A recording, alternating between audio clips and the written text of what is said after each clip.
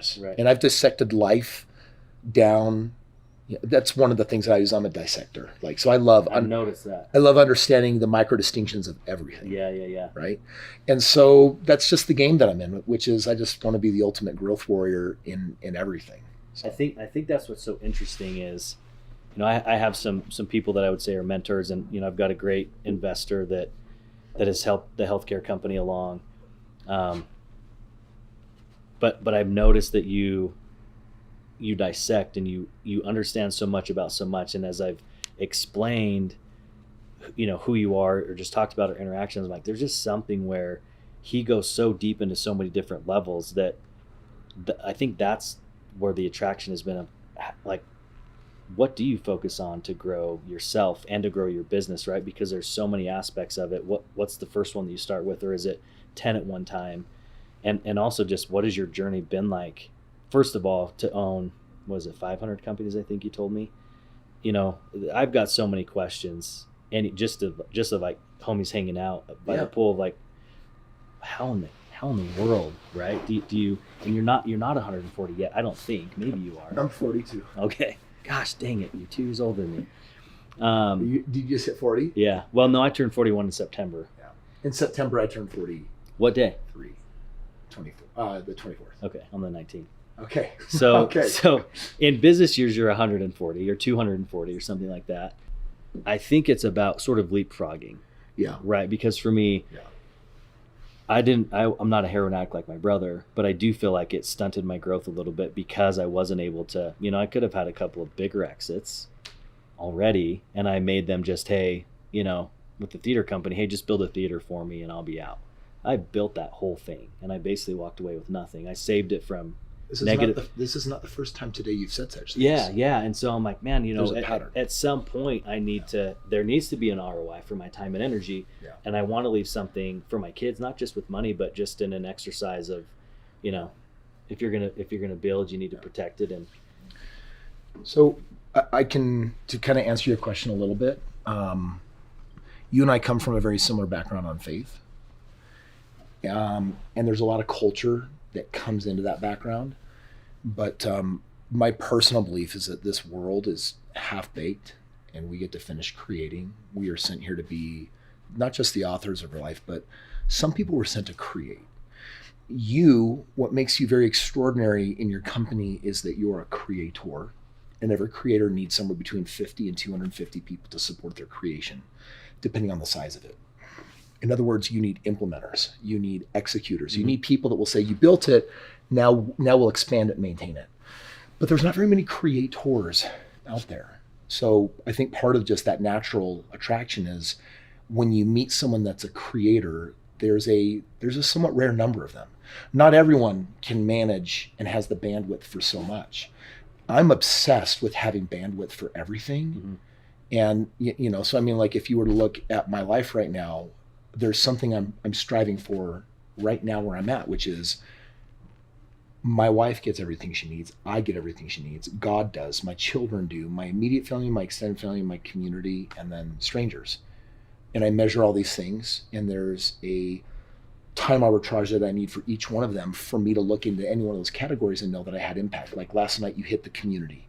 You did something to benefit community, and there's some fulfillment that gives you that tells you that you did something right and you did something good. And that goes all across. Your body also has these critical drivers and KPIs of if you don't do these 4 things in these 4 different categories, your nutrition, your exercise, et cetera, then you're going to feel depleted or that you're missing something. You won't be getting the full measure of your creation. And the same thing happens in finance. There are multiple categories, and if you're not growing so for me, years ago, I diagnosed the 15 areas of life that you can measurably know whether you're stronger at every day or weaker. And as I pour into all of them, they've created a really weird journey. And I'm going to take a stab at what my version of that is that may or may not work for you. And the question is, where do you go next once you've had a certain level of achievement? And I think I've mapped out what the ultimate is. And I probably don't even know what it is because there's something after. Sure. But it's like most people will work for somebody else. You hardly even know what that was like because you were on your own nearly from the beginning. Yeah. But most people got to have a job and they're going to learn something. Either they hate their job or they love the job. 87% hate, 13% love. Those that love are entrepreneurs. They're going to actually be responsible for growing another entrepreneur or creator's dream. And creators need, which are entrepreneurs, need entrepreneurs. So we need these people. Some of them, however, get to the point where like, no matter how much I entrepreneur for you, if I work for you, I will never get where I want to be financially. Even if you're paying me like a rock star, Right. which means I either need to go out on my own, but that's not my life calling, or I need to learn to be a professional investor. There are only two options. So if they 401k and IRA, they'll fail because single digit ROIs will never get them there. Right. Professional investor means you have to learn how to research companies, invest in companies, or even own companies, even 100% that you don't run, absentee owner status. So they have their education, or they were meant to be a creator and entrepreneur and start something, right? So let's just say that the path is now you're an entrepreneur. The next problem we run into is we get lost in our own creation. We get married to the business. We think that we're the only one that can do everything. We don't trust people. We have issues, and no one's as powerful as we are. And if we know how to do it, why would we let anyone else do it? So we get lost. We grow our companies, but the business owns us. Yeah. Until you hit that next level that says, oh, I found my dharma, my way of being out of the business as a shareholder, being in it enough, being responsible for it, and empowering people to grow it. So then what do you do when you get out of your company, Right. but you still have the money? Well, then you think, I want another company, but you don't, because that's a rehearsal of the same thing and wasting time. There's always another growth level. The growth level is I need to figure out how to own 10 companies where I never become the operator from the inside out. How do I do that? That's like Musk doing PayPal, and then on exit, learned at this point how to do Neuralink beyond Tesla and rocket building, where he's the CEO, but frankly, other people are building the whole thing. Yeah. So then if you own 10 companies and now you have the income of 10 companies and none of them own your life and your time is balanced so that you have family, health, and business, well, then where do you go? For me, and this is where it's different for each of us, because my life will never be about that beach house in the middle of nowhere, off grid, multi-gazille with no responsibility. That I can only do that stuff so long because I'm a creator and my fulfillment comes from creating in balance, which is about 25 to 30 hours a week. Like it's my sweet spot. More than that, don't feel good. Less than that, I feel like I'm off path. Yeah. Everyone's different. And so, I want to own 10,000 companies responsibly and at different levels have my impact on them. I acquired 3 this week. And when I say acquire, I should be more responsible. One of them is a partnership with a 40% equity stake. One of them is a 10% consult for equity play. One of them is a true partnership with that one is a 25% partnership. So 3 companies, the right partners. Right now, cumulatively, all of them are producing. I mean, one of them has very billion-dollar potential, and the lift is easy for me. But I've built a system now where instead of me being the builder, I built a system that builds systems. Yeah. And so I have this container now, so that allows me to dump the right things into it so that my universe can continue expanding and growing. At the same time, I can pour deeply into my own philanthropy work. So I'm fulfilling that itch, taking the time that I want with my wife and my children so that they never feel neglected in the process, make sure I don't get neglected in the process. Like, there's a map for all of it. That's amazing. There's a map for all of it. And That's 20 incredible. Yeah. So there's always another level that will challenge your potential at a higher level. Right.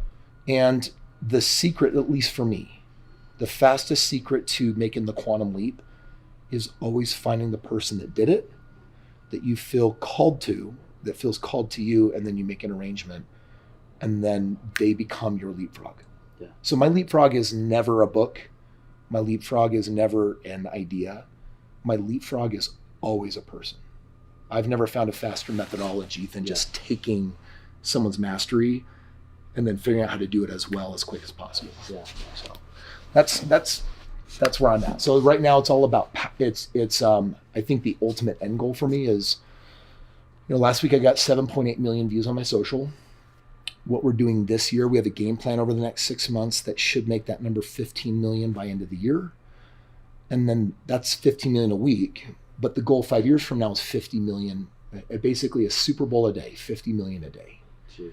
As a thought leader And 1 in 8 people on the planet that have that level of mastery across that many fields that could call themselves the entrepreneur's economist that can influence every industry at every level beyond business for sustainable giving and give back and creating a cycle. And I find for most entrepreneurs that if you have that growth energy, one company is meant to become many.